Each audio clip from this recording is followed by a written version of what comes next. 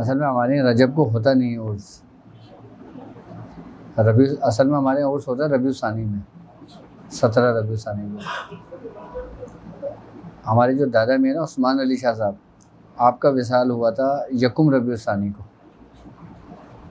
تو میں حضور ان کی جو ان کا عرس پھر چاند کی 17 تاریخ کو مناتے تھے ہر سال. اسی نسبت سے ان کو مناتے ہیں عرس عثمان علی شاہ صاحب کی، کیونکہ 17 تاریخ تو میں حضور تقریباً 40 سال سے کر رہے ہیں. لیکن جو عرس جو شروع ہوا تھا نا وہ آپ کی وفات کے بعد پھر میاں حضور نے محفل سما کرانے شروع کری تھی. تو اس دفعہ تو لاک ڈاؤن کا چکر چل رہا تھا زیادہ تر، اور لاک ڈاؤن کی وجہ سے بہت سختی کی ہوئی تھی، پرمیشن نہیں دے رہے تھے. تو پھر میں نے کہا تھا ہم انشاءاللہ رجب میں کریں گے پھر، تو اس لیے رجب میں ہو رہا ہے، ورنہ رجب میں ہوتا نہیں ہے عرس. وہ اس وجہ سے میاں حضور نہیں رکھتے تھے کیونکہ لوگ زیادہ تر چلوں میں بیٹھے ہوتے ہیں، اپنی ریاضت میں بیٹھے ہوتے ہیں، پڑھائیوں میں بیٹھے ہوتے ہیں. اس وجہ سے میاں حضور رجب میں نہیں رکھتے تھے، کیونکہ رجب شعبان رمضان جو ظاہر سی بات ہے خاص دن ہے نا، اس وجہ سے اس کی وجہ سے.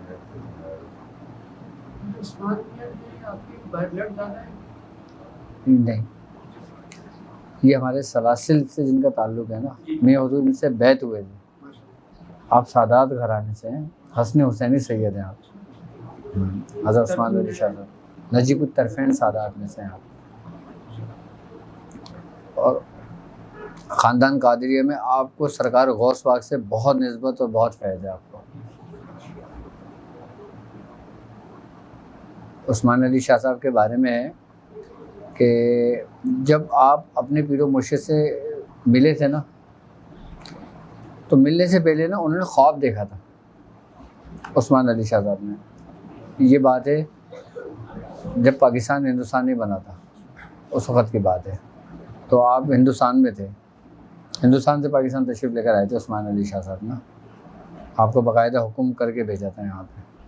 تو آپ نے ان کے بھائی تھے یا ان کے والد تھے، صدیق نام تھا ان کا نا، تو وہ ان کو کسی کی محفل میں لے کر گئے تھے. تو اس محفل میں جانے سے پہلے اس رات کو انہوں نے خواب میں دیکھا تھا کہ مشرق سے جو نا بہت ساری جو نا نور کی شعائیں نکل رہی ہیں، روشنی نکل رہی ہے، اور وہ ان کے اندر جذب ہو رہی ہیں، اور پھر ان کے اندر سے نکل کے وہاں سے نکل رہی ہیں. تو یہ خواب دیکھا تھا انہوں نے. اور پھر دادا میاں کو دیکھا تھا، ہمارے جو شاہ محمد حسن تھے، آپ کا مزار بھینسوڑی شریف میں، رامپور میں، انڈیا میں. جب آپ ان کی محفل میں گئے تو محفل سما ہو رہی تھی. اچھا، تو آپ نے جب آپ کو دیکھا تو آپ مسکرائے، آپ نے پہچان لیا، آپ نے کہا یہی تو ہے جو رات کو میں نے خواب میں جن کو دیکھا ہے.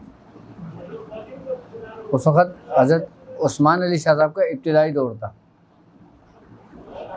عثمان علی شاہ صاحب کا. تو پھر آپ نے ان کی صحبت اختیار کر لی تھی. تو اس کی تعبیر یہ تھی خواب کی کہ مشرق کے اندر جو فیض جاری ہوگا نا وہ آپ سے ہوگا. پھر آپ ہندوستان آپ آ گئے تھے یہاں پر. آپ شاہ محمد حسن کے سب سے سینئر خلفاؤں میں سے تھے آپ، عثمان علی شاہ صاحب.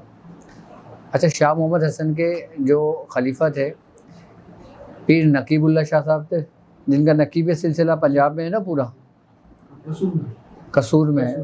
نقیب اب تو محلہ نقیبیہ کے نام سے مشہور ہو گیا. وہ نقیبی جو لوگ کہلاتے ہیں نا، وہ ان کی نسبت سے کہلاتے ہیں پیر نقیب اللہ شاہ صاحب.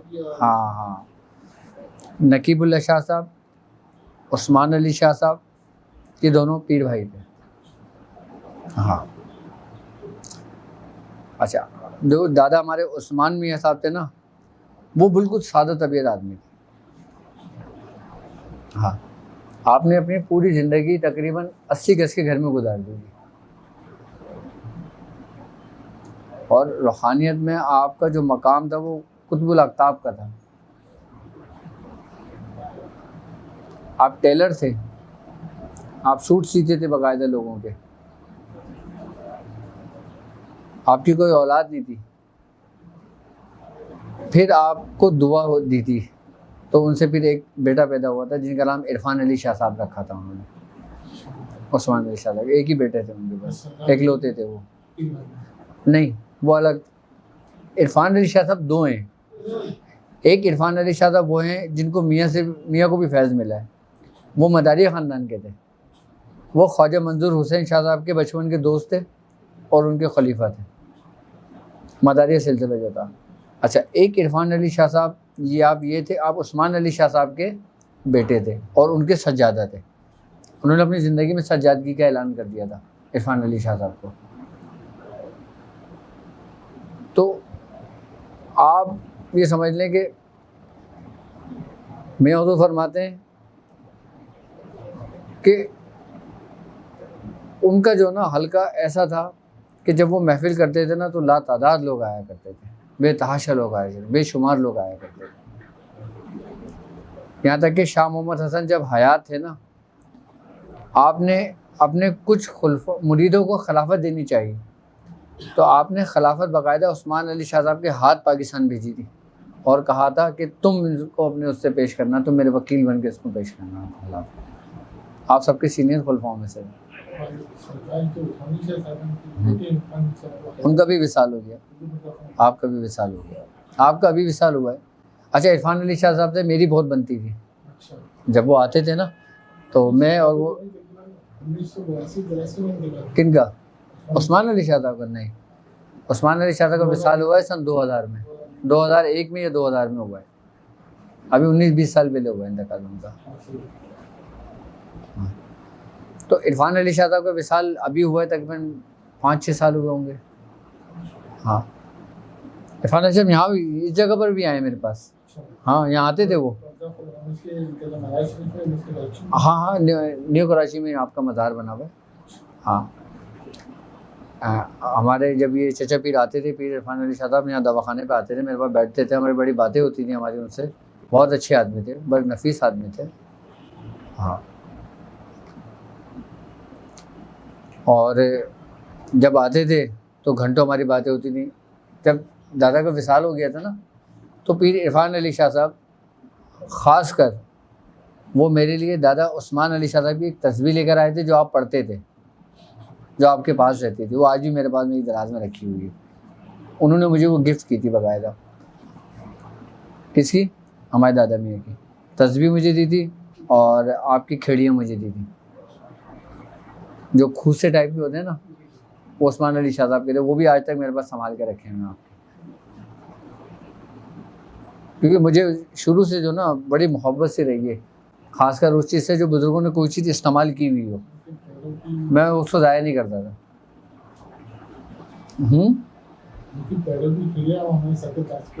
بے شک جی، اس میں کوئی شک نہیں ہے، اس سے بھی بڑھ کر ہے وہ چیز. بہت چھوٹی سی تصویر تھی میرے پاس، ابھی ہوتی ہے میں دکھاتا ہوں. میں یہ تصویر ہے. اور عرفان علی شاہ صاحب بتاتے ہیں کہ انہوں نے تقریباً کہہ رہے ہیں میں نے اس کو ہمیشہ انہی کے ہاتھ میں دیکھی تصویر. یہ عثمان علی شاہ صاحب کی تصویر تھی. یہ ہمیشہ میری دراز میں رہتی ہے، ہمیشہ میری دراز میں رہتی ہے. کتنا ذکر کیا آپ ہی کا ذکر کیا ہوا ہے. اچھا میں نے آج تک اس پہ کوئی ذکر نہیں کیا. یہ صرف میں نے باعث برکت کے لیے اپنے پاس رکھی ہوئی ہے، اثاثہ ہے. اور اسی کی برکت ہے جو روحانیت اور جو فیض جاری ہے، کیونکہ یہی بزرگوں کا ہے. ہاں ایک دفعہ میں نے خواب دیکھا تھا، میں نے خواب یہ دیکھا تھا کہ پاپا نا ایک تخت پہ بیٹھے ہوئے ہیں، ایک تاج پہ بیٹھے ہوئے ہیں اور چہرہ بڑا کھلا ہوا ہے اور بہت نورانی چہرہ ہے، تو بہت خوبصورت لگ رہے ہیں پاپا. اچھا وہ جنت ہے. تو میں بابا سے کہہ رہا ہوں خواب کے اندر ہی کہ آپ کو اللہ تعالیٰ نے یہ مقام کیسے مرتبہ عطا کیا، اتنا بلند مقام آپ کو اللہ تعالیٰ نے کیسے عطا کیا، آپ کو کس بات پہ عطا کیا. تو میں حضور فرمانے لگے کہ میں جو نا درود مداریہ پڑھتا ہوں اور مجھے میرے مرشد نے حکم دیا تھا، مجھے میرے مرشد نے حکم دیا تھا. اچھا خواب میں یہ بات ہو رہی ہے میری. تو میاں فرماتے ہیں اب وہ مجھے تعداد یاد نہیں رہی، ٹھیک ہے. میاں نے فرمایا کہ میں شاید 70 مرتبہ پڑھتا ہوں یا 78 مرتبہ پڑھتا ہوں، ایسے کچھ بتایا. اور جو میرے پیرو مرشد تھے نا وہ 80 مرتبہ پڑھتے تھے، یعنی کہ اس سے 2 زیادہ پڑھتے تھے. تو میں نے کہا آپ 2 کم کیوں پڑھتے ہیں؟ کہ آپ نے فرمایا کہ میں اس لیے کم پڑھتا ہوں کہ کہیں گستاخی نہ ہو جائے یا کوئی دوسرے وہ نہ ہو جائے کہ میں ادب میں باہر نہ نکل جاؤں. میں ایک ڈر سے ان سے 2 دانے کم پڑھتا ہوں. کہ آپ 80 یا 90 پڑھتے تھے تو میں 2-3 دانے کم پڑھتا ہوں. تو میری میت خواب میں یہ بات ہو رہی تھی. تو مجھے جو مقام و مرتبہ ملا ہے وہ درود مداریہ کے اس سے ملا تھا. تو میں نے کہا اب مجھے درود مداریہ کی اجازت دیں. پھر مجھے درود مداریہ کی اجازت ہوئی. اور میں تو فرماتے ہیں کہ آج تک میرے معمول میں ہے درود مداریہ. اور فرماتے ہیں کہ تقریباً 40 سال ہو گئے, کوئی دن ایسا نہیں ہوگا جس میں نے نہ پڑھا.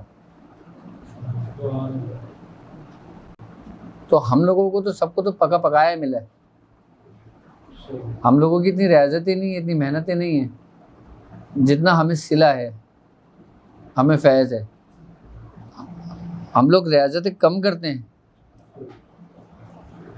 اور فیض ہمیں زیادہ ہوتا ہے. اچھا جو ریاضتیں کم ہیں نا اس میں بھی ہیلے ڈھونڈتے ہیں, اس میں بھی کہ چائے پی لیں ہیں, کہ شہد کھا لیں, فروٹ کھا لیں, دیسی گھی کھا لیں, اس میں بھی وہ ڈھونڈتے ہیں. اصل ریاضتیں اب لوگ بہت بہت گنتی چنتی کے آپ ان کو انگلیوں پہ گن لیں جو سخت ریاضتیں کرتے ہیں, ورنہ اب ریاضتیں نہیں ہوتی ہیں. اب صرف فیض و کمالات ملتے ہیں بس جو بزرگوں نے کر لیے ہیں. ورنہ میاں حضور ریاضت کے معاملے میں اتنے سخت ہیں نا, جو ہمارا دور تھا نا ہمارے دل سے پوچھو, لیکن اف تک نہیں ہوتا تھا ہمارا. آج کل ایسا کیوں ہے کہ انسان کے پاس تھوڑا بھی آ جاتا ہے کہ میں نے جہاں تک پڑھا ہے اسپیشلی فقیروں کے بارے میں, کہ فقیر نے ہمیشہ اپنی زندگی میں بھی انداز کہ ہجوم نہیں لگایا اور مرنے کے بعد نہیں لگایا. مرنے کے بعد دل میں مسجد کی طرف پہ جائیں تو وہ سناٹا ہی ملے گا وہاں, لیکن فیض کا وہ ذریعہ بھول رہا ہوگا کہ جو آنکھ دیکھنے والا ہی دیکھ سکتا ہے. صحیح بات ہے. تو آج کل لوگوں کو اتنا مل جاتا ہے, کیوں اتنا ہجوم؟ اور دیکھو اور دیکھا جائے تو وہ بالکل ایک خالی ڈبہ ہی ہوتا ہے, خالی ڈبہ ہوتا ہے, کوئی بجرا ہوتا ہے, اس کو تو اس کا پہچان نہیں سکتے. پہچان نہیں سکتے. اصل میں وہ بڑے بزرگوں ایک شعر ہے, کسی شاعر کا ایک شعر ہے, وہ کہتا ہے جو ذرا سی پی کے بہک جائے اسے میں کدے سے نکال دو. یہ تنگ نظری کا کام نہیں, یہ اہل ضرب کا کام ہے.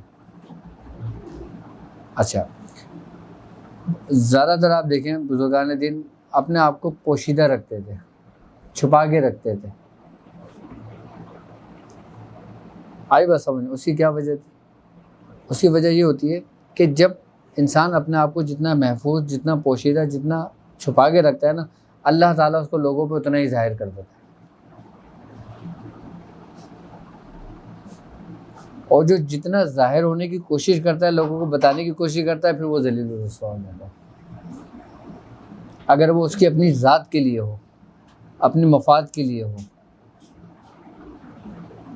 دیکھو کوئی کام تم اگر سلسلے کے لیے کرتے ہو نا, یا اس نیت سے کرتے ہو کہ یہ فیض, یہ سلسلہ دنیا میں زیادہ سے زیادہ لوگوں تک پہنچے, اور آپ کی نیت صرف راہ للہ ہو, تو فرشتے اس کو آسمانوں پہ لے جاتے ہیں. ٹھیک ہے. اور جب فرشتے اس کو آسمانوں پہ لے جاتے ہیں نا, جہاں جہاں تک سلسلے کا پیغام جا رہا ہوتا ہے نا, لوگوں کے دلوں میں ان کی محبتیں پیدا ہو جاتی ہیں. جو کام تم اللہ کے, اس کے رسول کے لیے کرو گے, سلسلے کے لیے کرو گے نا, تو لوگوں کے دلوں میں تمہاری محبت قائم ہو جائے گی. یہ اس کی سب سے بڑی علامت ہے. لوگوں کے دلوں میں تمہاری محبت ہو جائے گی. اللہ تعالیٰ تمہاری محبت لوگوں کے دلوں میں ڈال دے گا.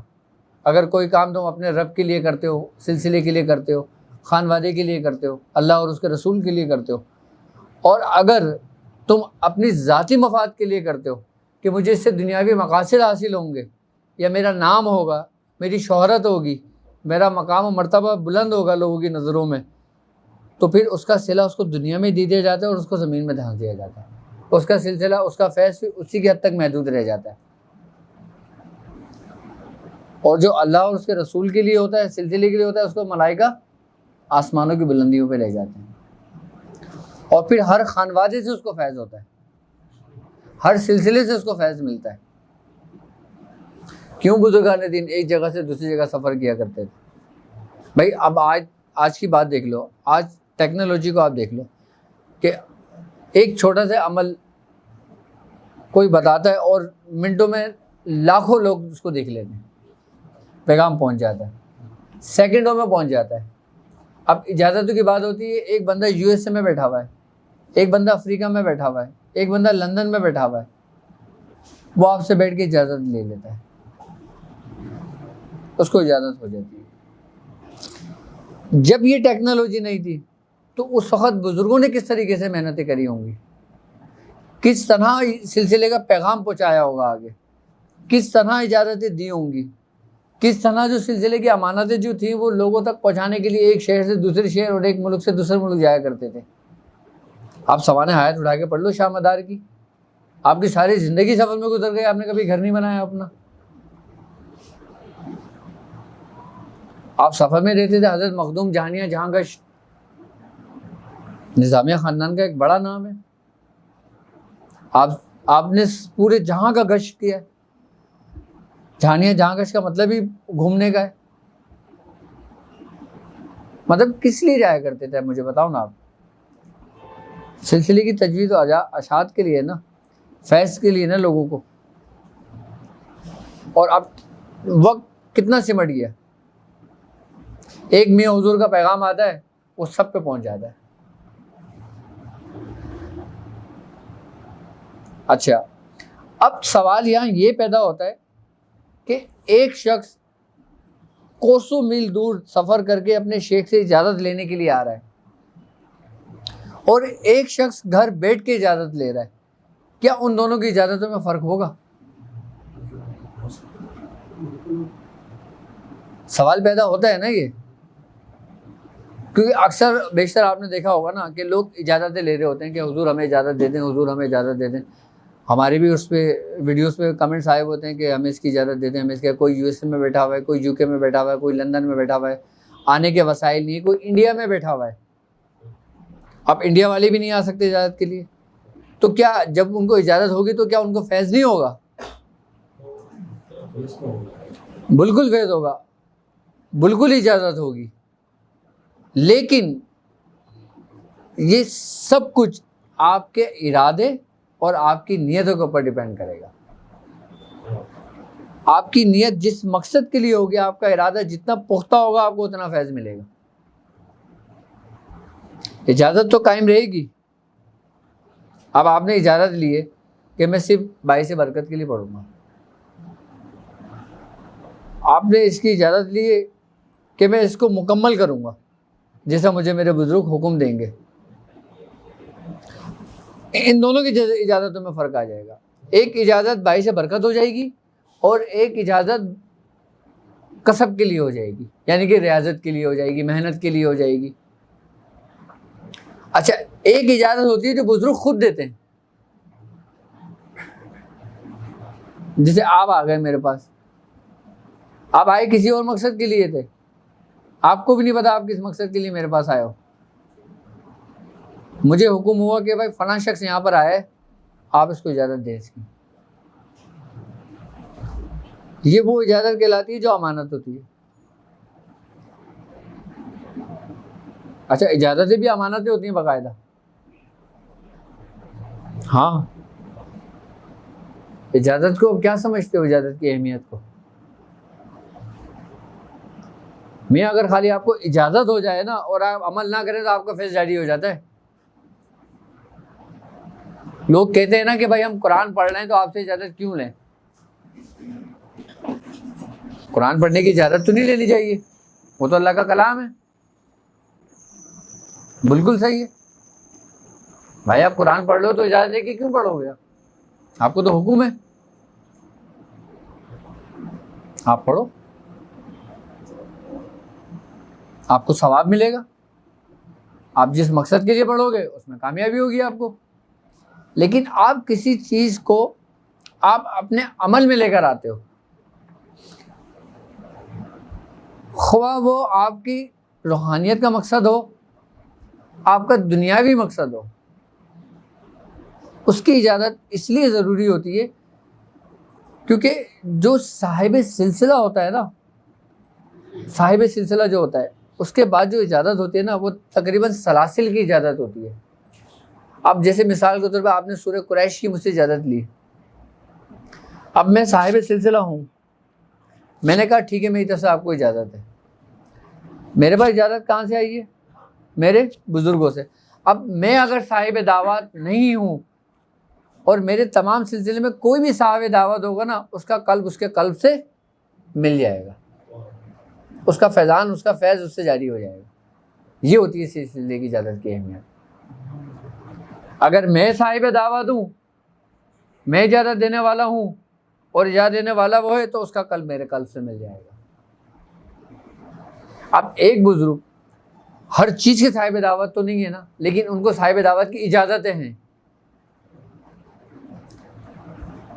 اب قرآن کی تمام صورتوں کو لے لو، 1,00,000 عملیات کو لے لو جو نوری ہیں، ایک بزرگ نے سب تو نہیں کرا ہوگا، تو وہ اجازتیں کیوں دیتے ہیں؟ سلسلے کی نسبت سے دیتے ہیں، کیونکہ اس سلسلے میں کوئی نہ کوئی بزرگ ایسا ہوتا ہے کہ جو اس چیز کا صاحب دعوت ہوتا ہے. جب اس کی اجازت اس کو ملتی ہے تو یقیناً اس کا فیض اس تک پہنچ جاتا ہے. اب جیسے کلر ہیں، روشنیاں ہیں، اب آپ پہچانو گے کہ ہری روشنی کون سی ہے، سفید کون سی ہے، لال کون سی ہے، کالی کون سی ہے، آپ سب پہچانو گے نا. اسی طریقے سے باقاعدہ اجازتوں کے نور ہیں. اجازتیں منتقل ہوتی ہیں، اجازتیں دی نہیں جاتی. اجازت دینا الگ ہوتا ہے، اجازت کو منتقل کرنا الگ ہوتا ہے. شروع میں اجازت دی جاتی ہے، جب وہ اس اجازت سے پڑھنا شروع کرتا ہے نا، جب وہ ایسے مقام پر پہنچتا ہے کہ جب اس کو ضرورت ہوتی ہے، پھر وہ اس میں منتقل کی جاتی ہے. اجازت دینا الگ چیز ہے اور منتقل کرنا الگ چیز ہے. اجازت ملے گی ہاں تو اسے بندہ پڑھے گا، بندے کو فیض ہوگا، پڑھے گا. ہاں تو جب اس مقام تک پہنچ جائے گا تو ہاں وہ اجازت دینے کے قابل ہو جائے گا. وہ اجازت دینے کے قابل ہو جائے گا. بالکل ایسا ہی ہے، بالکل ایسا ہی ہے. میاں حضور تو یہاں تک فرماتے ہیں کہ اگر کوئی شخص، آج کل تو آپ نے دیکھا ہوگا نا، لوگ 40 دن کا چلہ کر لیتے ہیں کہیں سے، اور پھر سوشل میڈیا پہ بیٹھ کے لوگوں کو اجازتیں دے رہے ہوتے ہیں. ایسا ہی ہے نا کہ ان کو فیس بک پہ، یوٹیوب پہ خوب اجازتیں دے رہے ہوتے ہیں، کہ جبکہ خود نے 40 دن کرا ہوتا ہے. ہاں میاں حضور فرماتے ہیں کہ اگر تمہیں اجازت ہے اور تم نے اس کا ایک چلہ کیا ہے، اور اگر تم اس کو اجازتیں دیتے ہو 2-3 سے زیادہ، تو تمہاری اجازت جو ہے نا وہ ختم ہونے کا خدشہ ہوتا ہے. اگر وہ آگے والا نہ کر رہا ہو، آگے والا نہ کر رہا ہو یا نہ کرے، یا کر لے تو بھی بھائی، ایک 40 دن کا بندہ کرنے والا شخص، اس کے کیا عمل میں پختگی ہوگی؟ اس کو تو پتہ ہی نہیں ہے نا کہ ابھی میرے ساتھ آگے سفر میں ہونا کیا ہے. آگے میرے ساتھ سفر میں ہونا کیا ہے اس کو تو نہیں پتا نا. 40 دن میں کیا آپ پورے کامل ہو گئے؟ ہم آج تک 22 سال میں کامل نہیں ہوئے، تو 40 دن میں کیسے کامل ہو جاؤ گے؟ 40 دن کے عمل کے بعد تو لوگ دوسرے لگتے ہیں، استعمال کیسے کرنا ہے؟ استعمال کیسے کرنا ہے؟ چلو استعمال کرو، سیکھو، سیکھنے آئے ہو نا. اچھا، جب تک انسان طریقہ کار نہیں پوچھتا، سیکھتا نہیں ہے نا، اس میں ایک آگے بڑھنے کی جستجو نہیں ہوتی. اب ایک شخص ایک کام متواتر کر رہا ہے، ایک وقت انسان کی فطرت ہے کہ اس میں بوریت ہونے لگتی ہے، اکتاہٹ سی ہونے لگتی ہے اس میں. تو جب مرید کے اندر، شاگرد کے اندر ایسی اکتاہٹ پیدا ہونے لگتی ہے نا، تو پھر اس کو اشغال میں ڈالا جاتا ہے کہ اچھا تم ایک کام کرو، تم اس کو اسی طریقے سے یہ کر کے کرو. جب وہ اسی طریقے سے وہ کرتا ہے نا، تو اس کو عجوبہ نظر آتا ہے، عجائبات نظر آتے ہیں، تو اس میں ایک ایکٹیو ہو جاتا ہے وہ. اس کے پڑھائی کا جو طریقہ ہے وہ اس سے زیادہ چینج کر دیا ہوتا سب کچھ اسی سے ہی ہے. ہاں اس کے بعد کچھ اور دے دیا. نہیں، ایسا نہیں ہوتا. اس کے طریقہ کار سمجھا دیے جاتے ہیں کہ آپ نے اس طریقے پہ اتنی پڑھنا ہے اور اس چیز پر پڑھنا ہے. اب انسان کی ایک فطرت ہے کہ جب وہ کوئی چیز اپنی آنکھوں سے دیکھتا ہے تو اس کے اندر ایک شوق پیدا ہوتا ہے، ایک جذبہ پیدا ہوتا ہے. وہ بولتا ہے یار نہیں، میں اس سے اور آگے جاؤں گا. جب پیران و زم اپنے مریدوں کو جب آگے بڑھاتے ہیں نا، تو کس لیے بڑھاتے تھے؟ ان کو یہی اشغال دے کے آگے کی طرف لے کے جایا کرتے تھے. اصل میں ابھی ہم صرف ان چیزوں سے نہیں نکل پا رہے کہ ہم کریں کیا. کیا ہم کریں کیا؟ ہم پڑھیں کیا؟ ہم کیا راستہ انتخاب کریں؟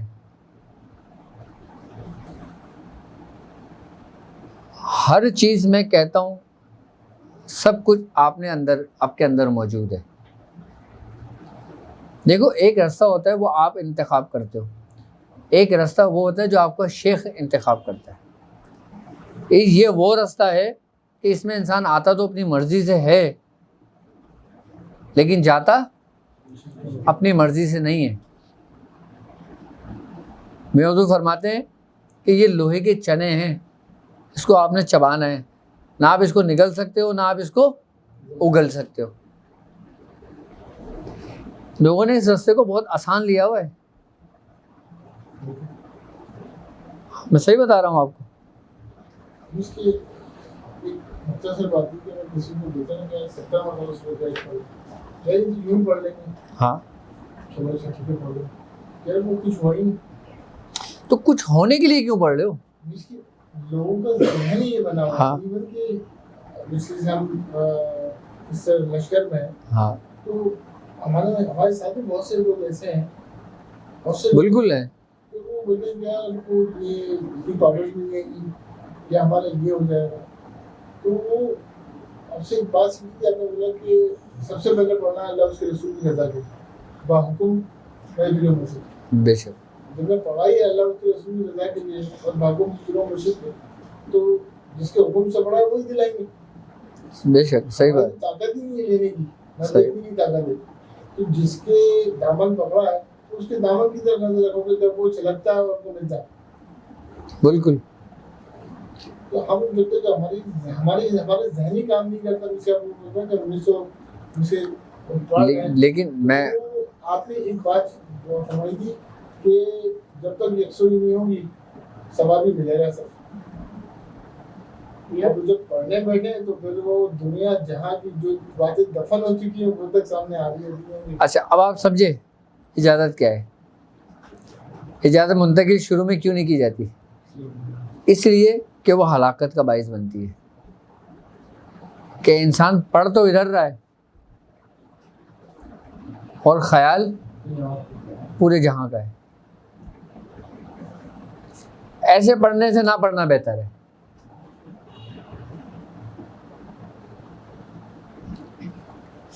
کیوں میں نے 6 مہینے تک صرف پریکٹس کرائی تھی؟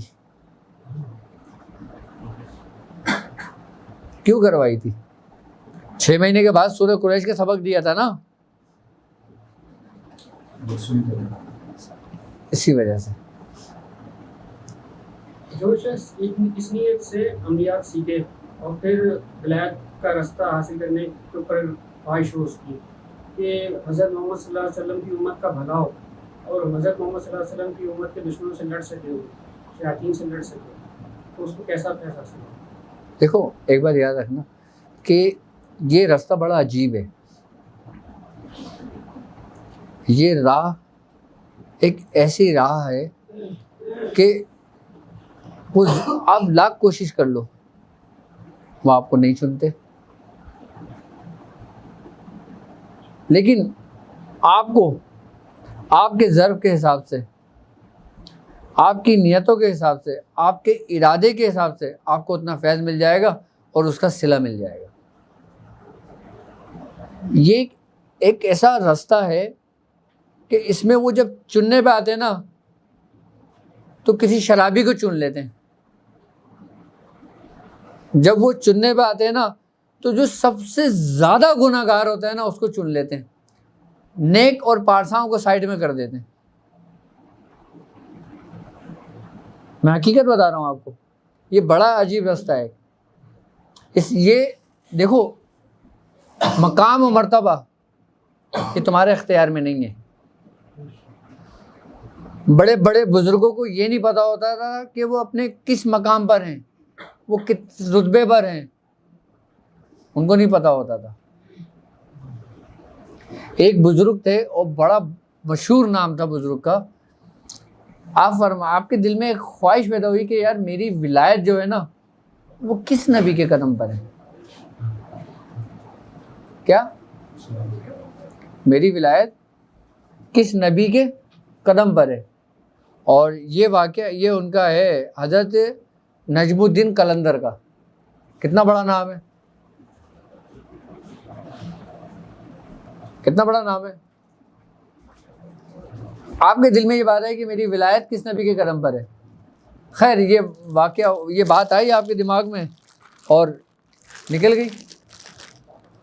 ہوا یہ کہ انہی کے مرید دوسرے شہر میں گئے. ان کا نام حضرت شیخ بہان پوری تھا یا کچھ نام تھا ایسا, مجھے نام ان کے ذہن میں نکل گیا. جب وہ ان سے ملاقات کے لیے گئے نا تو انہوں نے کہا ہاں بھائی وہ کیا نام ہے, کیا کہا تھا, کس کے مرید ہو؟ آپ نے فرمایا حضور میں نجم الدین قلندر کا مرید ہوں. ارے تم یہودی کے مرید ہو؟ ان مرید کو بڑا غصہ آیا کہ میرے شیخ کو یہودی کہہ دیا. کیا ان کو بڑا غصہ آیا کہ میرے شیخ کو یہودی کہہ دیا. آپ خاموش ہو گئے, آپ ادب میں جھکا لیا کیونکہ آپ بڑا نام و مقام تھا, مرتبہ تھا آپ کا. خیر جب وہ نجم الدین قلندر کے جو مرید تھے جب وہ اپنے شیخ کے پاس آئے اور شیخ کو کہا حضور میں فلاں بزرگ کے پاس گیا تھا, تو فرمایا اچھا. ان کا اس وقت نام تھا بزرگ کا, نام میرے ذہن سے نکل گیا میں بتاؤں گا. تو آپ نے فرمایا انہوں نے میرے بارے میں کیا کہا. انہوں نے کہا حضور انہوں نے عجیب سی بات کی. انہوں نے کہا تھا کہ یہودی, تم یہودی کے مرید ہو؟ اچھا تم یہودی کے مرید ہو. آپ نے فرمایا سبحان اللہ, شکر الحمدللہ. اس کا مطلب ہے جو میری ولایت ہے وہ موسوی پر ہے.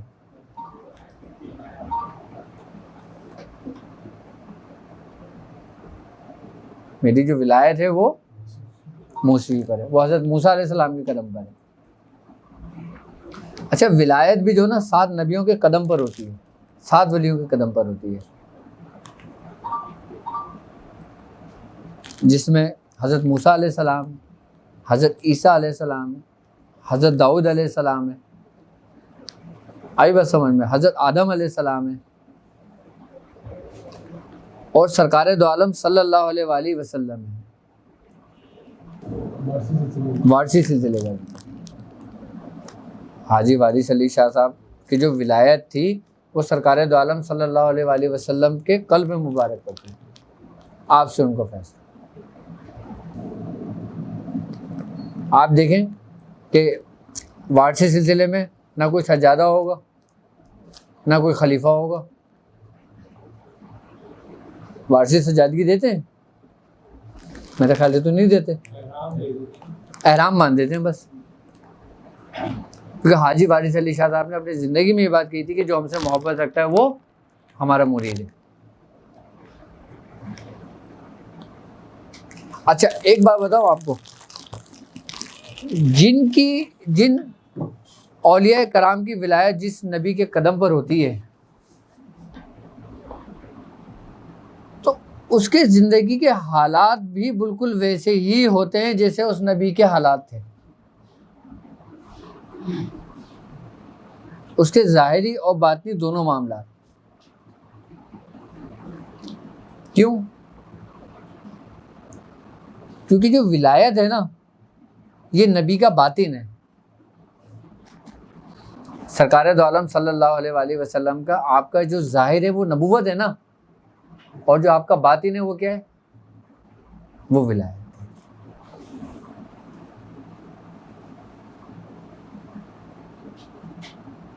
ولایت کو لوگ ابھی نہیں سمجھتے. ہم سمجھتے ہیں کہ ہم ولایت پہ ایسے ہی پہنچ جائیں گے.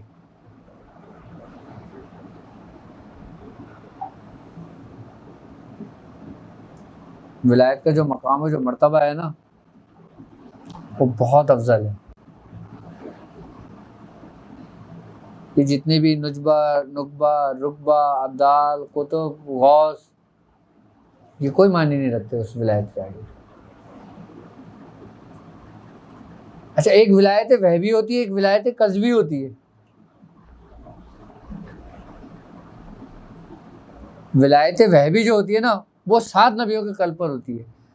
اس میں آپ جو کہہ رہے ہو نا کہ میں جتنی محنت اور ریاضت کر لوں کہ قیامت کے مقام پہ پہنچ جاؤں گا، آپ کبھی بھی نہیں پہنچ سکتے. آپ کسب سے تو ایک مقام تک پہنچ سکتے ہو. اب ولایت وہبی کیا ہے؟ ولایت وہبی نبوت کی وہ امانت ہے جو اللہ کے خاص بندے اس دنیا میں لے کر پیدا ہوتے ہیں، جیسے سرکار غوث پاک بھائی برڈ جو ہوتے ہیں، جن کو مادر ذات ولی کہا جاتا ہے. وہ مخصوص لوگ ہوتے ہیں، وہ مخصوص ارواحیں ہیں، اور یہ انہی کا فیض ہے جو آج تک قائم و دائم ہے. صلی اللہ علیہ وسلم.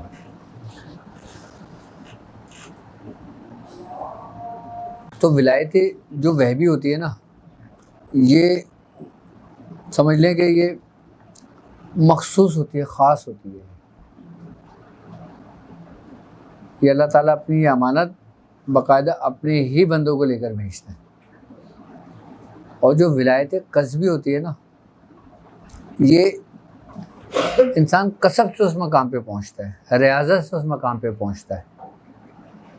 اچھا، ولایت میں ایک واو کے اوپر زبر ہے، ایک واو کے نیچے زہر ہے. ایک ولایت ہے، ایک ولایت ہے. جو ولایت ہے نا، اس کا تعلق وہب سے ہے. یہ جو اللہ کے خاص بندے ہوتے ہیں نا، یہ اس کا تعلق ان لوگوں سے ہوتا ہے. اور جس کے اوپر واو کے اوپر زبر ہوتا ہے، ان کا تعلق ولایت قصبی سے ہوتا ہے. اچھا، ولایت قصبی کیا ہے؟ کہ جیسے میں ہوں، میں نے اپنے کسب اور اپنے ریاضت سے ایک مقام حاصل کیا ہے، اپنے بزرگوں کی خدمت کری ہے، اپنے بزرگوں کی چپلیں سیدھی کری ہیں، ان کی صحبت میں رہا. پھر میں نے ان صحبت سے نکل کر پھر میں نے وہی باتیں ان کو بتائیں. اب یہ ان باتوں سے متاثر ہوئے. اب یہ متاثر ہونے کے بعد یہ پھر اس رستے پر آ گئے. اللہ تبارک تعالیٰ کو یہ بات پسند آئی. اللہ تعالیٰ نے کہا کہ یہ میرا ولی ہے. تو وہ مجھے کون سے مقام ملا؟ ولایت قصبی. ایک وہ جو ولایت وہبی ہے، وہ لے کر ہی یہ پیدا ہوئے. آپ حضرت سیدنا شیخ عبد القادر جیلانی رضی اللہ تعالیٰ عنہ کو دیکھ لیں، اب حضرت نظام الدین اولیاء محبوب الہی کو دیکھ لیں، آپ اعلیٰ حضرت کو دیکھ لیں، حاجی وارث علی شاہ صاحب کو دیکھ لیں. یہ وہ لوگ تھے جو سمجھ لیں کہ جن سے سلاسل چلیں، جن سے سلسلے چلیں، سلسلوں کے فیض چلیں. اچھا، جس کی ولایت وہبی ہوگی نا، اس کا فیض قیامت تک رہے گا، کیونکہ جو وہ امانت لے کر آیا ہے نا، وہ ختم تو نہیں ہونی نا. اور جس کو امانت میں سے حصہ ملا، جس کو امانت میں سے حصہ ملا، وہ اس تک محدود ہے، وہ قصبی ہے. وہ بھی وہی امانت ہے. اب اس امانت میں سے بھی تو سب کو حصے ملنا ہے نا، جس کا فیض تقسیم ہونا ہے. اچھا، آپ یہ دیکھو کہ آپ نے دیکھا ہوگا کہ کچھ بزرگوں کو بیعت طلب پہلے ہوئی ہے، بیعت ارادت بعد میں ہوئی ہے. ورنہ اکثریت میں آپ تاریخ اٹھا کے پڑھیں کہ بزرگوں کو پہلے بیعت ارادت بزرگوں کی زیادہ ہے.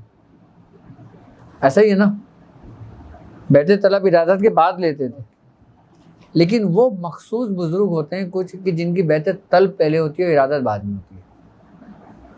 اس میں جیسے قطب الدین بختیار کاکی ہیں،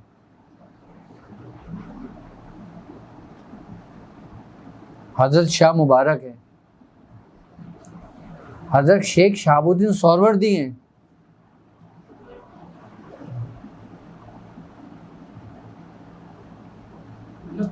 پیر کوئی اور تھے؟ نہیں، پیر کوئی اور نہیں تھے، بیعت طلب پہلے تھی. جیسے ہمارے میاں حضور ہیں، میاں حضور کی بھی بیعت طلب پہلے تھی. آپ نے بیعت طلب لی تھی عثمان خواجہ منظور حسین شاہ صاحب نے. آپ نے کہا تھا تمہارا حصہ بھی باقی ہے. تو پھر آپ کے بیعت ارادت ہوئی تھی. اچھا، بیعت ارادت جو ہوتی ہے نا، وہ سمجھ لیں کہ وہ آپ کا باطن ہے. کیا؟ بیعت ارادت جو ہوتی ہے نا، وہ اس بزرگ کا باطن ہوتی ہے. یعنی کہ جس پہ اس کا غلبہ ہوتا ہے، اس کی طبیعت اس طرف مائل ہوتی ہے. اور بیت طلب جو ہوتی ہے نا وہ اس کا ظاہر ہوتا ہے. یعنی کہ طلب آپ نے ظاہری اپنے اس سے لیا ہے کہ مجھے یہ چیز حاصل کرنا ہے, یا مجھے یہ علم سیکھنا ہے, یا مجھے فیض چاہیے. ایک مانگنا اور ایک بن مانگے ملنا فرق ہے یا نہیں؟ ایک آپ خود مانگ کے لیتے ہو اور ایک آپ کو بغیر مانگے ملتا ہے. اہمیت کس کی ہوتی ہے؟ جو آپ کو بن مانگے ملے. بن مانگے کس کو ملتی ہے؟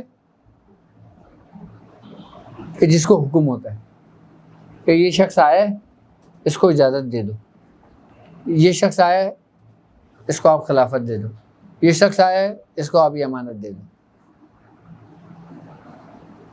اور مانگنا کیا ہوتا ہے کہ حضور میں آپ کی صحبت اختیار کرنا چاہتا ہوں.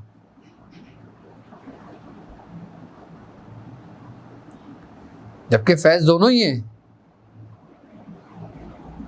خالی کوئی بھی کسی نے بھی نہیں لوٹنا.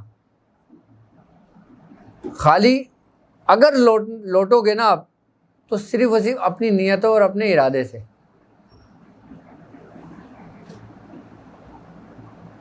ورنہ بزرگوں کے در سے لوگ خالی ہاتھ نہیں لوٹتے. بزرگوں کے در سے کوئی خالی ہاتھ نہیں لوٹتے. اور اگر خالی ہاتھ ہم لوٹتے ہیں تو کس وجہ سے؟ اپنے ارادے سے اور اپنی نیت سے. اور اگر بزرگ آمین کہتے ہیں یہاں کہتے ہیں اگر آپ نے کوئی دعا مانگی تو بیڑا پار. توجہ ہی تو ہے سب کچھ. دیکھو بزرگ تو سب کو آمین ہی کہیں گے, کسی کو منع تھوڑی کریں گے. بزرگوں کا کام یہی نہیں منع کرنا. ہمارے دادا میاں تھے, ان کے پاس ایک طوائف آ گئی کہ یہ حضور دھندا نہیں چل رہا, کچھ دعا کر دیں, کوئی تعویذ دے دیں. آپ نے کیا کرا, پرچی رکھی تھی, آپ نے وہ لپیٹا, اس کو دے دیا. کچھ عرصے کے بعد آئی حضور, مٹھائی وٹھائی لے کر آئی کہ حضور یہ آپ لوگوں پر تشریح ہو گئی, حضرت نے کون سا تعویذ دے دیا تو اس کا کام چل گیا. اب جب پرچی کھول کے دیکھا تو اس میں کچھ بھی نہیں لکھا ہوا تھا. تو بزرگوں کا کام تو آمین ہی کہنا ہے. لیکن جس طوائف کو وہ دیا تھا نا, اس کے بعد سے وہ سر سے ہٹ گئی تھی.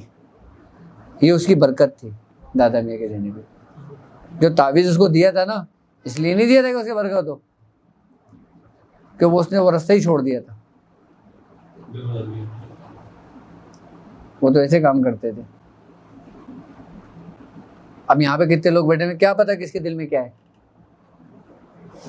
کوئی روحانیت کے لیے آیا ہے, کوئی اللہ رسول کے لیے آیا ہے, کوئی اپنے دنیاوی مقاصد کے لیے آیا ہے, کوئی اپنے گھر کے مقصد کے لیے آیا ہے, کوئی کسی کام کے لیے آیا ہے, کوئی کسی کام سے پڑھ رہا ہے, کوئی کسی کام سے سیکھ رہا ہے, کوئی اس لیے سیکھ رہا ہے چلو میں اپنے گھر کی حفاظت کر لوں گا, چلو میں اپنے بچوں کو دیکھ لوں گا, چلو میں اس سے کچھ پیسے کما لوں گا. تو ہر چیز آپ کو آپ کی نیت اور آپ کے ارادے سے ملتی ہے. وہ کہتے ہیں نا کہ اپنا قبلہ صحیح کر لو, کیا ہر چیز آپ کو میسر ہوگی. یہ وہ راستہ ہے کہ جس میں پہلے لیا جاتا ہے پھر دیا جاتا ہے. خالی برتن میں ہی تو ڈالا جائے گا نا یار. اب جو برتن ہی گندا ہو, غلاظت سے ہو, تو پہلے تو برتن کو مانجنا پڑے گا نا. اور برتن مانجنے سے مراد کیا ہے؟ جو آپ ریاضتیں کر رہے ہو, جو آپ پڑھ رہے ہو, جو کام کر رہے ہو, جو سیکھ رہے ہو, یہ اپنا برتن ہی تو صاف کر رہے ہو نا. یعنی کہ آپ دے رہے ہو, یہ یعنی کہ آپ نے اپنے آپ کو اپنے شیخ کے حوالے کر دیا, اس کو دے دیا. جب آپ اپنے آپ کو اس کے حوالے کر دو گے نا, پھر وہ تمہیں وہ بھی دے گا جس کی تمہیں تمنا تھی, اور تمہیں وہ بھی دے گا جس کی تمہیں تمنا نہیں تھی. اب برتن صاف ہوئے گا, کسی کو بریانی ملے گی, کسی کو پلاؤ ملے گا, کسی کو بیچارے کو دال ملے گی, کسی کو سبزی ملے گی. ملنا سب کو ہے.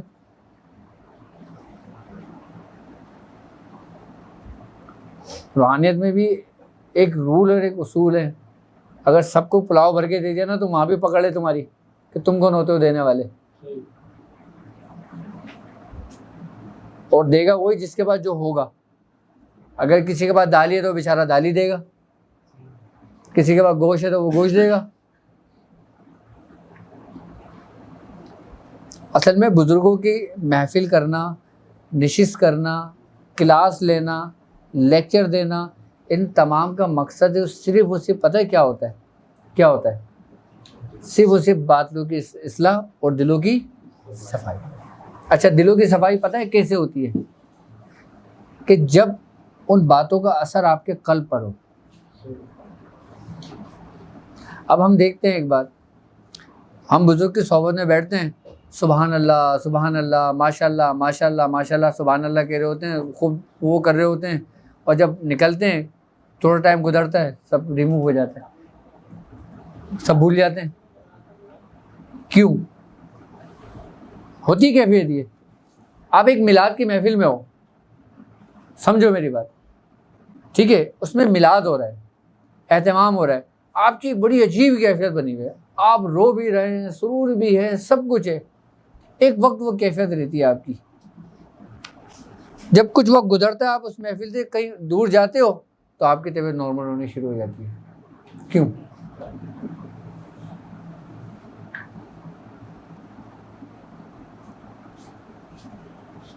کیا وجہ ہوتی ہے؟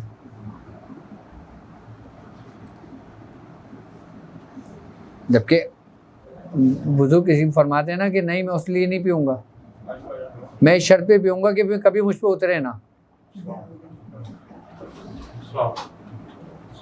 یعنی کہ وہ کیفیت، وہ سرور جو ہے نا پھر وہ ہمیشہ رہے گا تو میں پیوں گا، ورنہ اگر وہ اتر گئی تو میرے لیے بیکار ہے۔ کتنی شراب معرفت پیتے تو پلاتے رہو، اگر وہ اتر گئی تو کوئی فائدہ نہیں، اور اگر وہی کیفیت رہی تو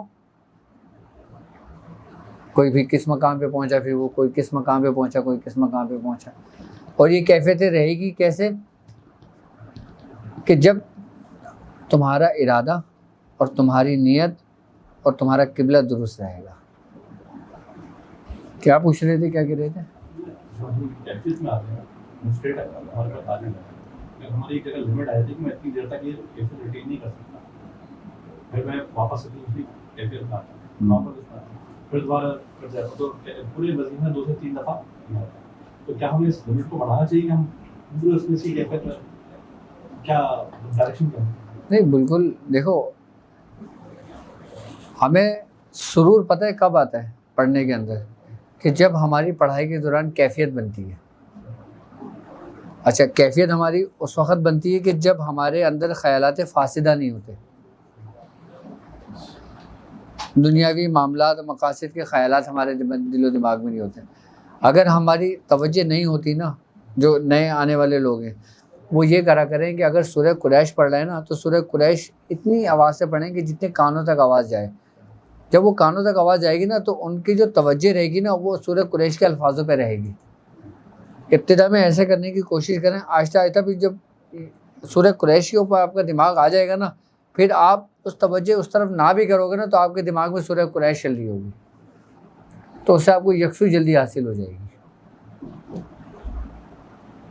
اگر ہم آنکھ بند کر کے پڑھنا شروع کرتے ہیں، ہم دیکھتے ہیں کہ خیالات ہمارے پاس آ رہے ہیں، تو پھر ہم جو چیز پڑھ رہے ہو نا، چاہے سورہ اخلاص ہو، سورہ مزمل ہو، یاسین شریف ہو، کچھ بھی ہو، ہمارا فوکس دماغ اس کی طرف چلا جائے، یا ہمارا دماغ شیخ کی طرف آ جائے اپنے، تو اس سے پھر ہمیں یکسوئی حاصل ہونی شروع ہو جاتی ہے۔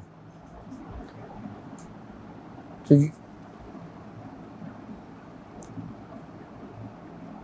اور جو ہم وہاں موقع کے 40 لکھ چکے ہیں ابھی تک، اس کی مذاہب روزانہ کتنے مرتبہ؟ 1 دفعہ لکھ لو، 3 دفعہ لکھ لو، 5 دفعہ لکھ لو، 7 دفعہ۔ اگر سادے نقشی زکوٰۃ ادا کیے، 45 دن ہو گئے، اب آپ نے یہ سفر آپ کا یہ مکمل ہوا، آپ یہاں سے پھر باموکل پر آئے، تو جو سادہ نقش ہے نا وہ 1 مرتبہ لکھ لو یا 3 مرتبہ لکھ لو، لکھو ضرور، باموکل پہ آ جاؤ۔ اچھا، باموکل آپ کے 45 دن پورے ہو گئے، پھر آپ کا یہ سفر مکمل ہوا، پھر آپ دوسرے سفر میں داخل ہوئے، ٹھیک ہے، پھر آپ باموکل 1 لکھ لو، 3 لکھ لو یا 5 لکھ لو، پھر آپ سرخ جنات پر آ جاؤ. جب سرخ جنات کا سبق آپ کا مکمل ہو پھر آپ ایمان پر آ جاؤ. اگر آپ 3 مرتبہ 7 مرتبہ 9 مرتبہ روزانہ نہیں لکھ سکتے تو ایک ایک مرتبہ لکھ لیں. اس کا فائدہ یہ ہوگا کہ اس کی مدامت بھی رہے گی اور یہ آپ کے عمل میں بھی رہے گا. جب اس میں پختگی آ جائے گی نا پھر یہ نقش جاری ہوتا ہے. یہ حسن میاں کا مزار کہاں پر ہے؟ کس کا؟ حسن میاں جو کشمیر میں عثمان میاں. عثمان میاں کا جو مزار ہے وہ نیو کراچی میں ہے. نیو کراچی میں قبرستان ہے. کون سا ہے؟ صدیق شاہ 6 نمبر کا صدیق شاہ قبرستان ہے. وہاں پہ بڑا مزار بنا ہوا ہے آپ کو. اچھا جس دن دادا عثمان علی شاہ صاحب کی تدفین ہو رہی تھی نا اس وقت میں موجود تھا وہاں پر. میاں حضور کے ساتھ تھا اور ہمارے 2 پیر بھائی اور تھے. جمعے کا دن تھا آپ کو جو وصال ہوا تھا. جمعے کی شب آپ کا وصال ہوا تھا. تو میاں حضور میں ہم لوگ یہیں سے جو نا قبرستان ڈائریکٹ پہنچے تھے جب آپ کا وصال ہوا. جب آپ کا آخری دیدار کرایا تھا تو میں وہاں موجود تھا. میں نے آپ کا آخری دیدار لہت میں کیا تھا عثمان علی شاہ صاحب کا.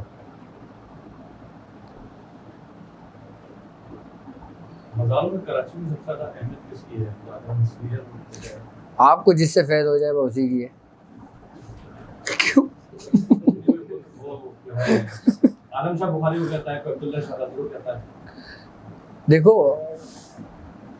فیض مقام اور مرتبہ وہ قرآن کی آیت ہے نا, والسابقون والسابقون, سبقت لے جانے والے لوگ ایک دوسرے سے سبقت لے گئے. ابھی نہ آپ کو پتہ ہے نہ ہمیں پتہ ہے نہ کسی کو پتہ ہے. ہم یہ سمجھتے ہیں کہ جس مزار کا احاطہ بڑا ہوتا ہے, جہاں پہ رش زیادہ ہوتا ہے, وہ بزرگ بڑے صاحب کمال ہے, جبکہ یہ ہماری سوچ نہیں ہونی چاہیے. اب میرے پاس ایک پیشنٹ آئے تو میں نے ان سے کہا, میں نے کہا مجھ سے کہنے گے حضور آپ کچھ ہمارے لیے کریں گے کہ ہم ایک دوسرے کو پسند کرتے ہیں کہ ہمارا رشتہ ہو جائے. تو میں نے کہا اچھا ایک کام کرو, یہ میں تمہیں کام دے رہا ہوں, تم کسی مزار پہ جا کے نا ہر جمعرات کو حاضری دے دینا. 7 جمعرات کو حاضری دو اور آ جانا دے کے میرے پاس. آپ یہ چلے گئے, 7 جمعرات ہو گئی, مجھ سے کہنے کام نہیں ہوا میرا. میں نے کیوں, کہاں گئے تھے؟ کہنے قائد اعظم کے مزار. میں نے کہا قائد اعظم کا مزار کس نے بولا تھا جانے کو؟ کہہ رہے آپ نے تو بولا تھا جو سب سے بڑا مزار ہو اس میں جانا. کراچی میں تو آپ سے بڑا مزار کسی کا نہیں ہے. وہ شادی تو نہیں ہوئی, بچے دونوں سیاست میں ہو گئے. ہاں تو ہمارا ذہن کا کانسیپٹ جو نا یہی بنا ہوا ہے.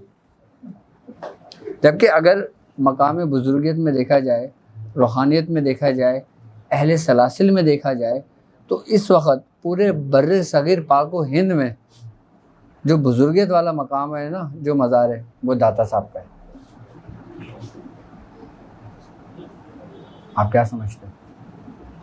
سارے فیصلے یہیں سے ہوتے ہیں. وہ ایک الگ مقام ہے. آپ اصحاب کون؟ ہاں میں اہل طریقت کی بات کر رہا ہوں, اہل سلاسل کی بات کر رہا ہوں. بر صغیر پاک و ہند میں ایسے تو صحابہ کرام کے بھی مزار آتے ہیں, لیکن جی دیکھو ایک بات یاد رکھنا کہ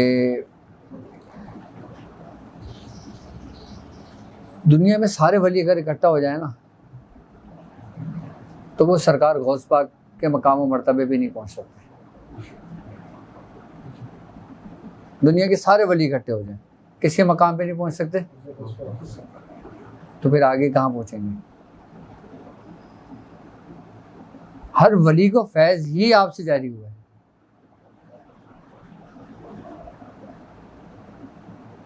اور سارے ولی ایک ساتھ اکٹھے ہو جائیں تو ایک صحابی کے مقام تک نہیں پہنچ سکتے. اور تمام صحابہ ایک جگہ اکٹھے ہو جائیں, مقام و مرتبہ ایک جگہ اکٹھا کر دو تو خلفائے راشدین میں کسی ایک مقام کے مرتبے پہ نہیں پہنچ سکتے. دیکھو یہ درجہ بندی تم نے اور ہم نے نہیں کی ہے یہ. ہاں, اور نہ ہم تفریق کر سکتے, نہ ہم فرق کر سکتے, نہ ہمیں کرنا چاہیے کہ کون مقام میں زیادہ ہے کون مقام میں کم ہے. میں تو یہ کہتا ہوں کہ آپ کے لیے میں اپنی اگر بات کروں نا، میرے لیے میرا شیخ سب کچھ ہے. کیا آپ یقین کرو گے میں کبھی اپنے شیخ اپنے پاپا کے علاوہ نا کبھی کسی در بھی نہیں گیا اپنے پورے 22-24 سال کی زندگی میں. ہاں کسی فیض کے لیے، کسی کی اجازت کے لیے یا کسی عمل کے لیے، میں اللہ کو حاضر ناظر جان کے بول رہا ہوں، میں اپنے شیخ کے علاوہ کبھی کسی کے در پہ نہیں گیا، کیونکہ مجھے جو کچھ ملا وہ انہی کے در سے ملا ہے. جس چیز کی تمنا تھی وہ وہاں سے ملی ہے، تو ضرورت ہی نہیں ہے کہیں جانے کی.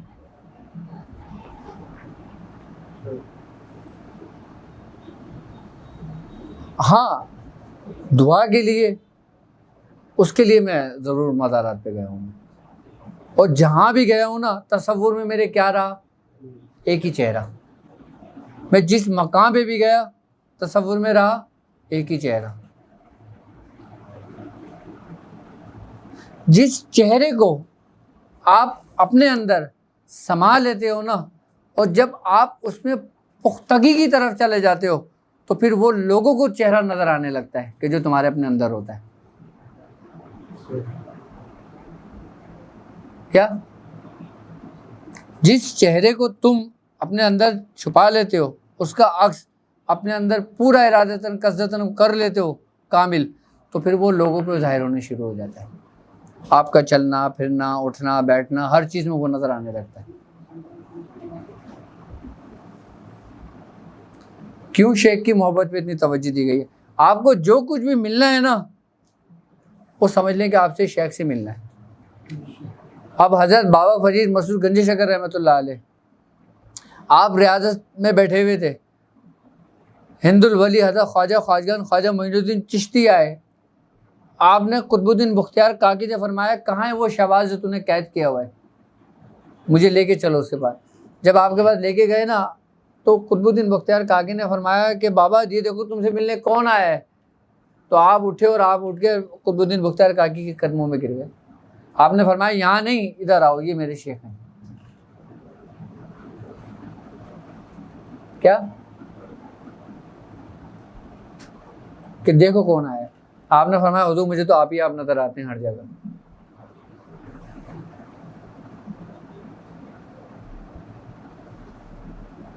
تو جس دن وہ کیفیت ہمارے اندر پیدا ہو گئی نا، اور یہ بغیر محبت کے نہیں ہوتی.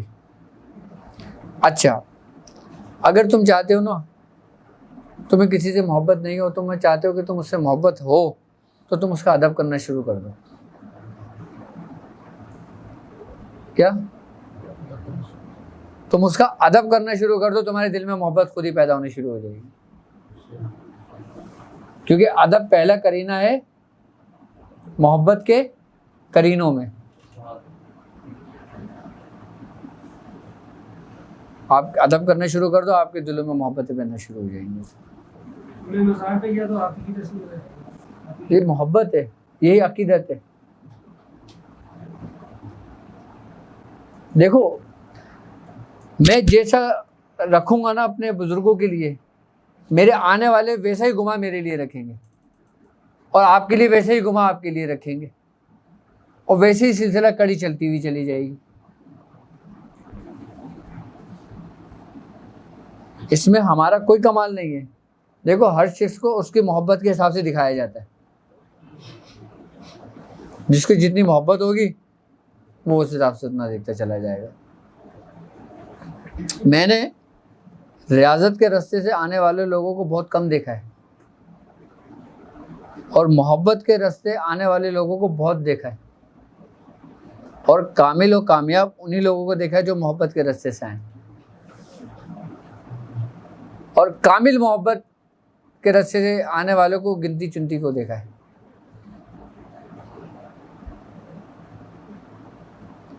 بھائی دیکھو اللہ تبارک تعالیٰ قرآن میں کہتا ہے نا کہ اگر تم میری محبت کا دعویٰ کرتے ہو تو پہلے میرے نبی کی اطاعت کرو، اس کے افعال اس کے اقوال کی پیروی کرو، وہ یحکم اللہ، وہ پھر تم سے محبت کرے گا، ہے نا.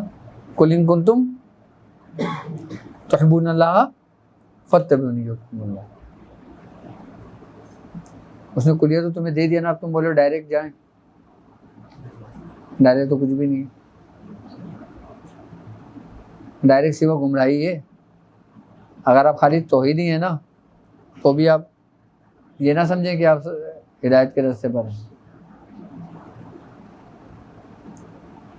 جب تک آپ رسالت کے اوپر آپ کا ایمان نہ ہو.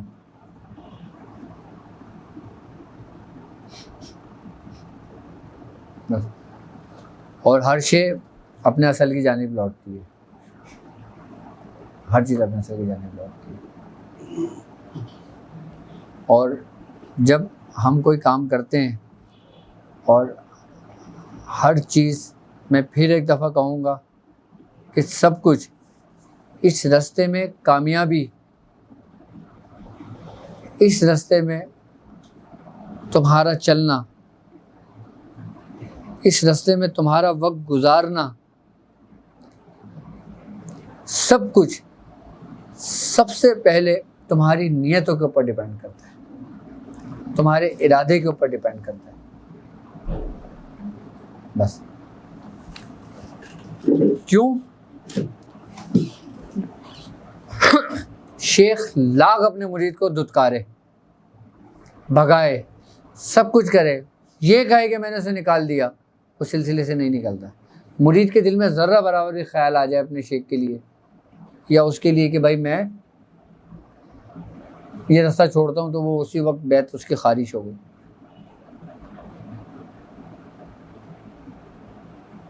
ہاں، مرید صرف ایک دفعہ کہہ دیتا ہے وہ خالی ہو جاتا ہے.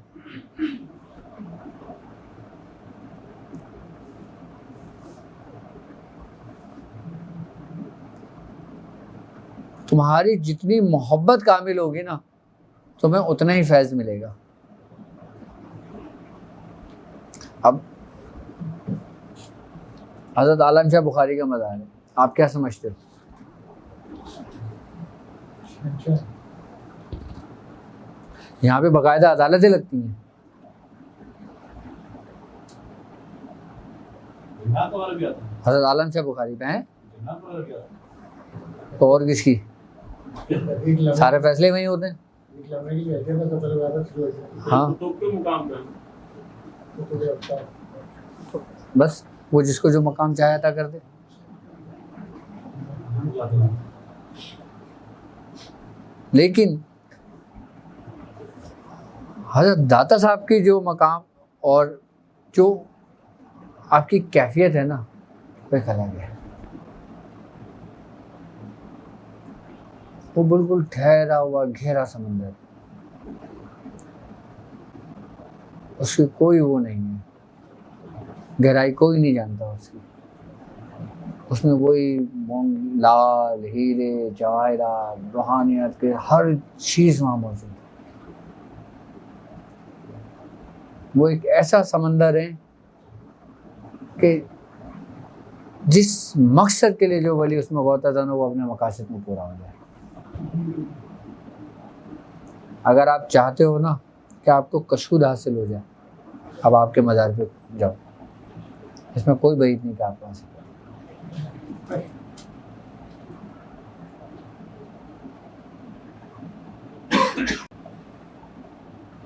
ہاں، آپ کا تصرف آج بھی ویسے ہی ہے جیسا آپ کے حیات میں تھا. کس کا؟ داتا صاحب کا.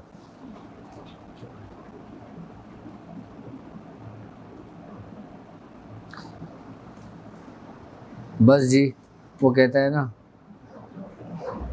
کہ اللہ تبارک و تعالیٰ جسے چاہتا ہے اپنے کاموں کے لیے چن لیتے ہیں،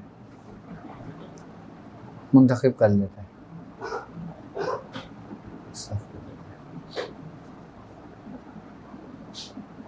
کوئی ایسا ہے جو منزل بتا سکے آپ کو کہ آپ کے مالک نے یہ منزل؟ دیکھو پہلے راستے کا تو انتخاب کرو.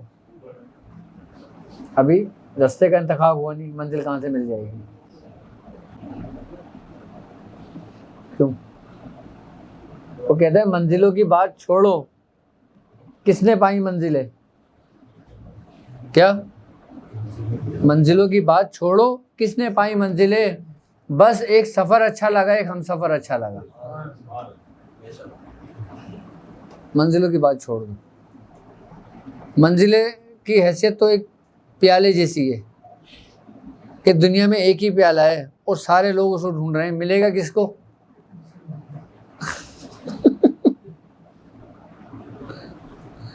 یہ بات ہے. تو بس ایک سفر اچھا لگا, ایک ہم سفر اچھا لگا. اور کاشف بھائی کیا حال ہیں آپ کے؟ کیا حضرت داتا گنج بخش کے آپ کا دربار مصطفیٰ ہے. اچھا ماشاء اللہ.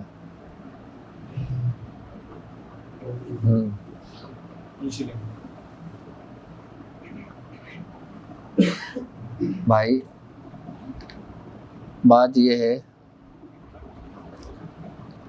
کہ سرکار سے جس کو جتنی محبت ہوگی نا وہ اتنے ہی اعلیٰ مقام پر ہوگا. لیکن ابتدا تمہاری پہلی سیڑھی تمہارا شیخ ہے, اور تم چھڑے آسمان پہ جانا چاہتے ہو. بغیر سیڑھی کے کیسے چلے جاؤ گے؟ اگر میں تمہیں راستے بھی بتا دوں, تمہیں طریقہ کار بھی سمجھا دوں, تمہیں راستہ بھی دکھا دوں, تو بھی تم نہیں جا سکتے, تو بھی نہیں جا سکتے جب تک تم پہلی سیڑھی نہیں گزرو گے. بس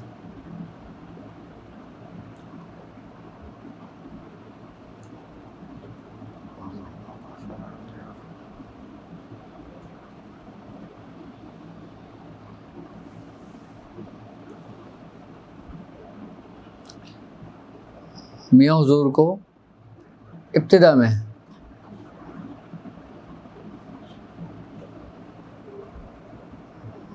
سب سے پہلے جو فیض حاصل ہوا تھا نا وہ حضرت سیدنا موسیٰ ہاشمی رحمۃ اللہ علیہ سے ہوا تھا. یہ لوگ ابھی نہیں جانتے ہوں گے کہ یہ حضرت سیدنا موسیٰ ہاشمی کون تھے. آپ اویسی تھے. حضرت سیدنا موسیٰ ہاشمی رحمۃ اللہ علیہ وہ بزرگ تھے کہ جن کی تربیت سرکار دو عالم صلی اللہ علیہ وآلہ وسلم نے فرمائی تھی. اور یہ حضرت سیدنا موسیٰ ہاشمی رحمۃ اللہ علیہ وہ بزرگ ہیں کہ جنہوں نے خواجہ منظور حسین شاہ صاحب کی باطنی تربیت فرمائی تھی. آپ مداری خاندان کے بزرگ تھے.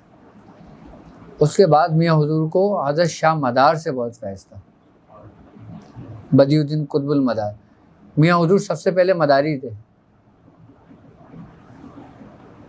شتاری تھے, جو آپ کی بیعت طلب تھی. چاند کی 17 تاریخ میاں حضور آپ کی کرتے تھے.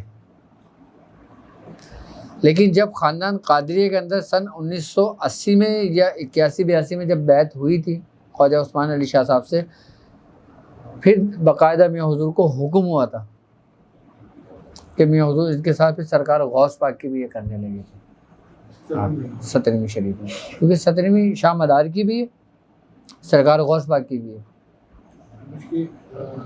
ایسے لوگوں کو معلوم نہیں ہے کہ یہ لوگ سمجھتے ہیں کہ گرو غوث پاک کا جو وصال مبارک ہے وہ 11ویں میں ہو, وہ 11ویں میں نہیں ہو, 17ویں میں ہی ہو. جی کیونکہ مولائے شریف ہے 11ویں شریف کے بعد اصل جو فاتحہ جو ہے وہ 17ویں شریف کو.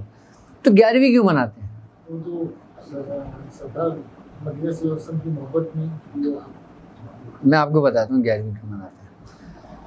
11ویں آپ اس لیے مناتے ہیں کہ سرکار غوث پاک جب آپ ریاضت میں بیٹھا کرتے تھے نا چلے پہ, تو آپ 40 دن میں ایک دفعہ کھانا کھایا کرتے تھے.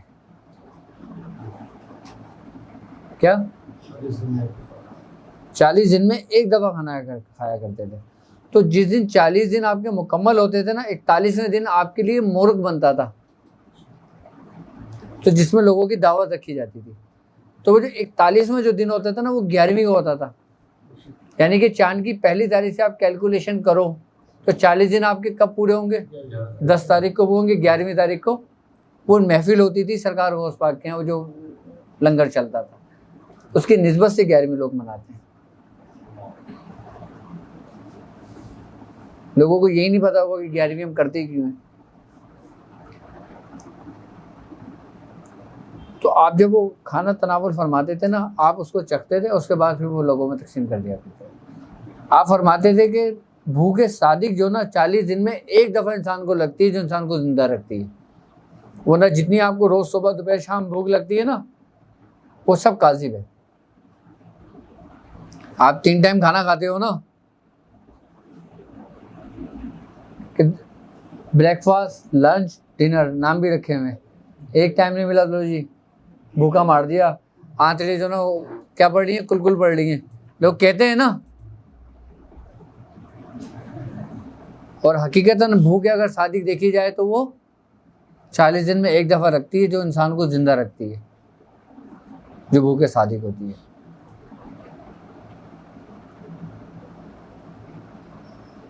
اور یہاں تو رمضان اگر آ جاتے نا تو بولتے ہیں یار آج تو بہت لمبا روزہ ہو گیا.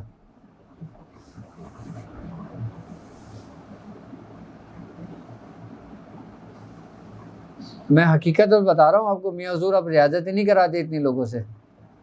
ابھی بھی میاں حضور صرف گنتی چنتی لوگوں سے جو ریاضتیں کرنے کا شوق رکھتے ہیں نا ان سے کروا رہے ہیں، ورنہ آپ نہیں کرتے اتنی سختی میاں. ورنہ ہمارا دور وہ تھا کہ اتنی سختی ہوتی تھی کہ یہ کہتے تھے کہ اگر غلطی سے بھی تم اس جگہ سے گزر گئے نا تو تمہارا عمل ختم ہو گیا، میرے پاس نہیں آنا. یہاں تک کہ جس گھر میں گوشت پکتا تھا نا اس گھر کا کھانا میں نہیں کھاتا تھا.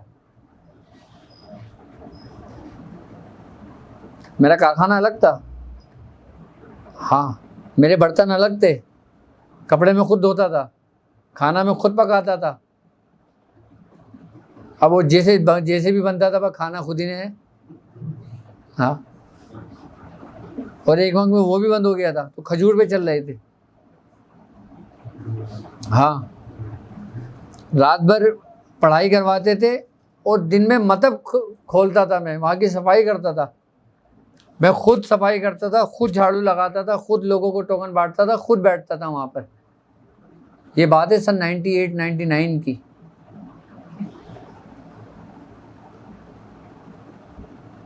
جی اور سونے کو بہت کم ٹائم ملتا تھا، صرف 2 گھنٹے 3 گھنٹے 4 گھنٹے، اس میں بھی ہماری ایک بڑی کلاس ہوتی تھی، تم سوتے بہت ہو، تم سے کوئی کام نہیں ہوتا، تم چھوڑ دو یہ رستہ. اتنے سخت ہے میاں. چھوٹا بھائی واسق، اس کو میاں نے بڑی ریاضت کرائی ہے، اس پہ بہت سختی کری ہے اس پہ. ہاں راتوں رات وہ گھر سے باہر رہتا تھا، کبھی کسی مزار میں بیٹھا ہوا ہے، کبھی کہیں قبرستان بیٹھا ہوا ہے، کبھی کہیں جنگل میں بیٹھا ہوا ہے. ہماری والدہ لڑی ہوتی تھی پاپا سے، اب ذرا آپ اپنا جگر کا ٹکڑا تو دے دو.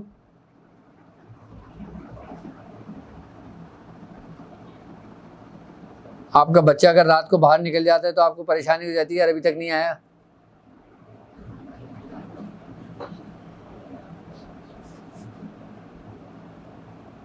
اور یہاں چھوٹا بھائی باہر قبرستان میں رہتا تھا، وہیں ریاضت میں رہتا تھا، پڑھ رہا ہوتا تھا.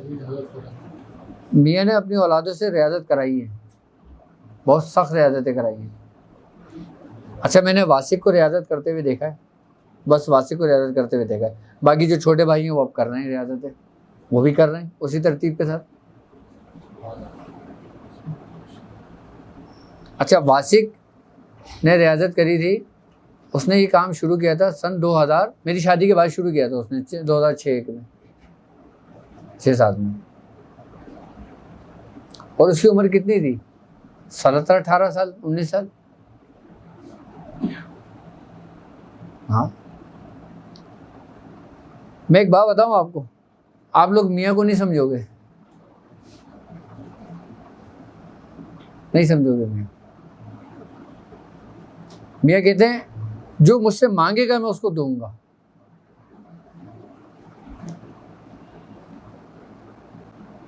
کیا؟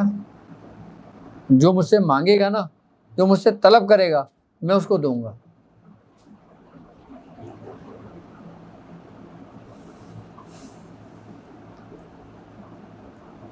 لیکن پہلے میاں کندن بناتے ہیں، اور کندن بننے سے پہلے کن کن مراحلوں سے گزرنا پڑتا ہے، اس کے لیے پہلے اپنے آپ کو تیار کر لو. یہاں ذرا سا کچھ ہوتا ہے پڑھتے ہوئے تو لوگوں کی چیخیں دور دور تک سنائی دیتی ہیں کہ میرے ساتھ یہ ہو گیا. مجھے میاں نے پتہ ہے کیا بولا تھا؟ پتہ ہے کیا بولا تھا؟ یہ کفن ہے، اس کو اپنے ساتھ سرانے رکھ کے سویا کرو، اور جب جایا کرو نا تو اپنے ساتھ لے کر جایا کرو تھیلی میں ڈال کر. جب مغرب ہوتی تھی نا، اندھیرا ہوتا تھا نا، تو ہمارے جسم میں کب کبھی چبڑنے شروع ہو جاتی تھی. میں اپنی کیفیت بتا رہا ہوں، اپنی ذاتی کیفیت، کہ خوف طاری شروع ہو جاتا تھا کہ پتہ نہیں صبح ہوگی نہیں ہوگی، پھر صبح ہو جاتی تھی.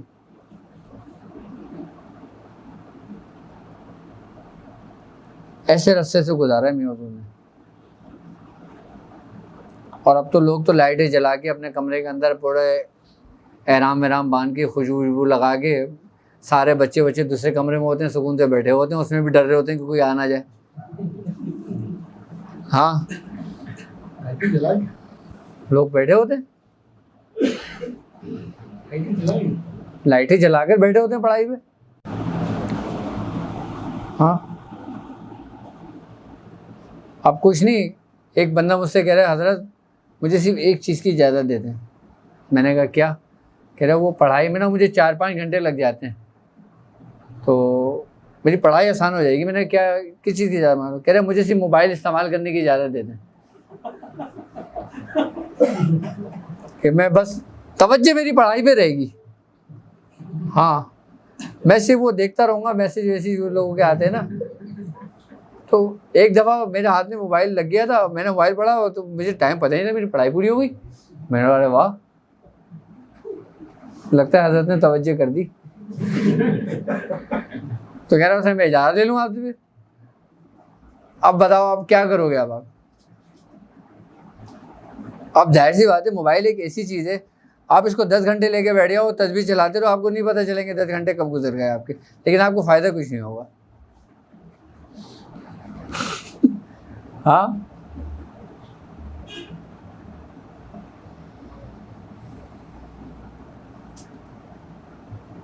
تو جب ہی میں کہتا ہوں کہ اپنا ارادہ اور اپنی نیت، یہ 2 چیزیں صحیح کر لو، انشاءاللہ تعالی ہر جگہ سے فیض پاؤ گے انشاءاللہ. ٹھیک ہے؟ چائے کا روزہ کا طریقہ کا کس کے لیے؟ نہیں ابھی کیا مارنا ہے لوگوں کے بیچاروں کو؟ ان کو یہ ہضم نہیں ہو رہا کہ وہ کہہ رہے ہیں ہم چائے پی لیں، وہ بسکٹ کھا لیں، وہ کر لیں، اور تے کے روزے رکھواؤ گے لوگوں کو؟ ابھی نہیں.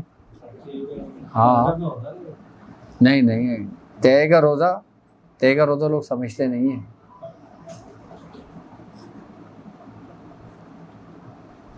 ہاں تے کا روزہ اور صلاۃ کن فیکن. جب تے کا روزہ رکھوایا جاتا ہے نا، اس میں صلاۃ کن فیکن پڑھوائی جاتی ہے.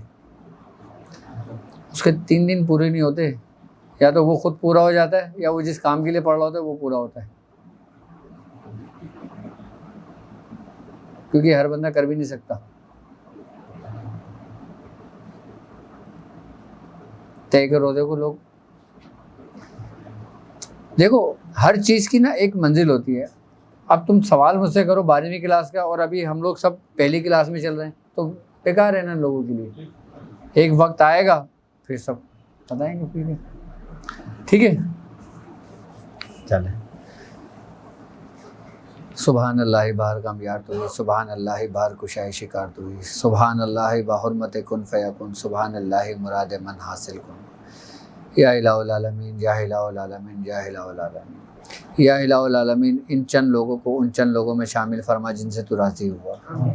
یا الہ العالمین ان چند لوگوں پہ اپنی رحمتوں کی بارش عطا فرما۔ یا الہ العالمین جس راستے پہ چلے ہیں یا الہ العالمین اس میں برکت عطا فرما۔